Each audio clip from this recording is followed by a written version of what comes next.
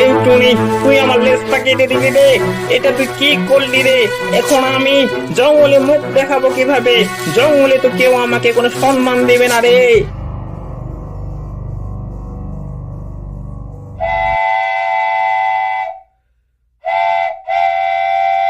অনেক দিন আগে এক জঙ্গলে বাস করত টুনি ও তার দুটি বাচ্চা। টুনি তার দুটি বাচ্চাকে নিয়ে সুখে দিন কাটাতো। কিন্তু একদিন টুনির বাচ্চা দুটির উপর লোভ পড়ল এক দুষ্টু শেয়ালের। আরে আরে, কি সুন্দর টুনির ছানাগুলো, খেতে যা হবে না, যে করেই হোক টুনিকে বোকা বানিয়ে তার ছানাগুলো খেতেই হবে। আরে আরে, টুনি পাখির মাংস যে কি মজা হয়, আহ, যে খেয়েছে সেই জানে, কি নরম নরম তুলতুলে। আরে আরে, যে করেই হোক টুনির মাংস খেতেই হবে। আরে আরে, এই টুনি, তোর বাচ্চা দুটোকে মাটিতে ফেলে দে, না হলে কিন্তু তোর বাচ্চা তো খাবই, সাথে তোকেও খেয়ে ফেলবো। হাহা। তুমি কি বাদর নাকি সাপ? তাছাড়া তোমার তো ডানাও নেই, তুমি কিভাবে উপরে উঠবে? আমাকে কি বোকা পেয়েছো? দেখি তুমি কেমন করে উপরে উঠো। আরে আরে, এই টুনি, এখনো সময় আছে, কিন্তু ফেলে দে তোর বাচ্চা দুটোকে, না হলে কিন্তু তোকে তো খাবই, তোর বাচ্চাগুলোকেও খেয়ে ফেলবো। আরে, আমি তো বললামই তোমাকে, তুমি যদি পারো তাহলে গাছে উঠে দেখাও। আমি দেখতে চাই তুমি কিভাবে গাছে উঠতে পারো। আরে আরে, ভেবেছি টুনিকে বোকা বানিয়ে তার বাচ্চাগুলোকে খেয়ে ফেলবো।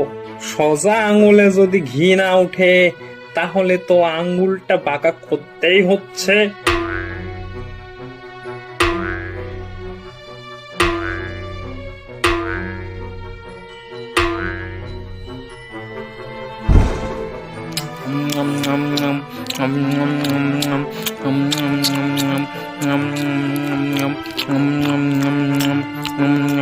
আরে আরে, এই টুনি, দেখলি তো তোর বাচ্চাগুলোকে আমি কিভাবে খেয়ে ফেললাম।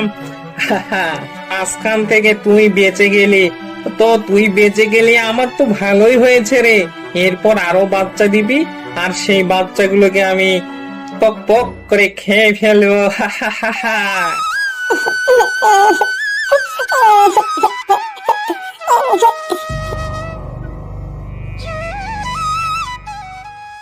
আরে আরে, টুনির বাচ্চাগুলো খেয়েছি তো অনেক দিন হয়েছে, এতদিনে মনে হয় আবার টুনি ডিম পেড়েছে, আর সেই ডিম ফেটে বাচ্চা হয়েছে। যাই, টুনির নতুন বাচ্চাগুলোকেও একটু। এরপর দুষ্টু শিয়াল হাঁটতে শুরু করলো টুনির বাসার দিকে। আর এদিকে টুনি তার ছোট্ট ছোট্ট দুটি বাচ্চাকে পাহারা দিতে লাগলো। আরে আরে, টুনির তো দেখি ফুটফুটে দুটি বাচ্চা হয়েছে। এই টুনি, তোর বাচ্চা দুটোকে আমাকে দিয়ে দে। দয়া করে আমার বাচ্চাগুলোকে তুমি মেরো না, ওগুলো তো তোমার কোনো ক্ষতি করেনি, ওদের তুমি মেরো না। আরে এই টুনি, অত কাকুতি মিনতি করে কোনো লাভ হবে না। অনেকদিন হলো টুনি পাখির মাংস খায় না, মনটা শুধু মাংস মাংস করে, টুনি পাখির মাংস। তাহলে তুমি আমার মাংস খাও, ওদের ছেড়ে দাও, ওদেরকে বড় হতে দাও তুমি। কি যে বলো না টুনি, ওদের মাংস আর তোমার মাংস কি এক হলো?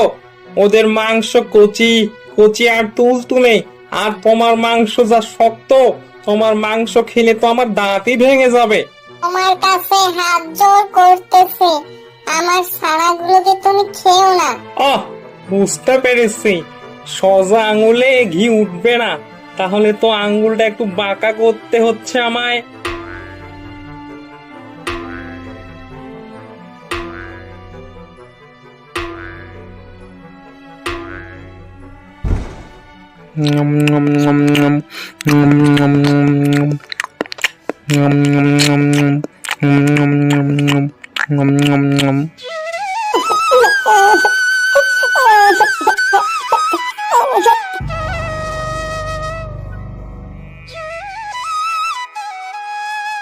এর কয়েকদিন পর টুনি তার বান্ধবী হাঁসের কাছে গেল। হাঁস তার সাথে তার বাচ্চা দুটিকে দেখতে না পেয়ে বলল, কি গো বান্ধবী, তোমার বাচ্চা দুটিকে তোমার সাথে দেখতেছি না যে? আমার বাচ্চা দুটোকে একটা দুষ্টু শিয়াল খেয়ে ফেলেছে। সেই দুষ্টু শিয়ালটা এর আগেও আমার আরো দুটো বাচ্চাকে খেয়ে ফেলেছে।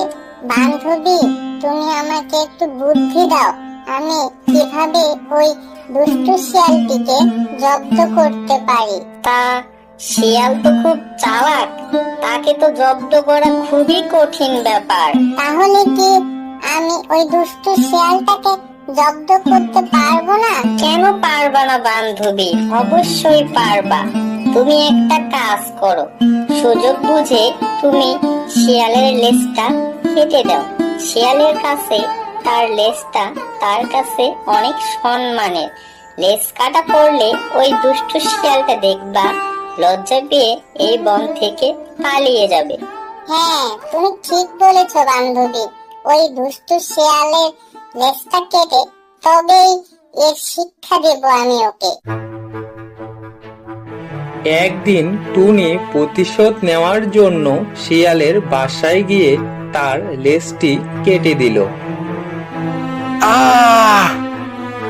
আরে আরে, এই টুনি, তুই আমার লেজটা কেটে দিলি রে।